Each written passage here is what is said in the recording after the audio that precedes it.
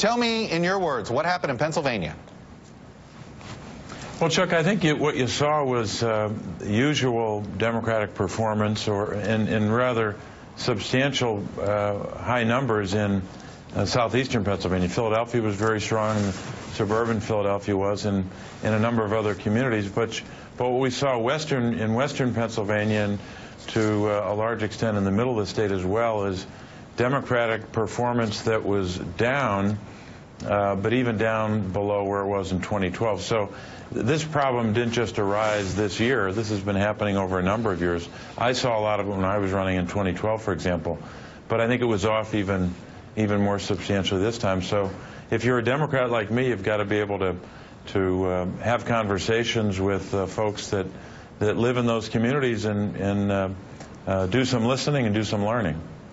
I don't remember seeing Hillary Clinton do a lot of outreach in the T of Pennsylvania. Was that a mistake in hindsight? I'm not going to analyze, strategy, and I'll leave that to others to analyze the campaign. I'm just talking about going forward. Democrats are going to have to have a more direct conversation with, and a lot of that conversation is going to be listening to folks in those communities. But I want to pause here. I can't. It just strikes me. I'm talking to Bob Casey Jr., right? And your dad and you won elections not on the back of Philadelphia and Pittsburgh. You won because of how well you did in the Scrantons. Is it possible that Hillary Clinton didn't connect to the Scrantons of the world, and because Barack Obama had a Joe Biden by his side, who certainly was part of the ticket? Is that part of it too?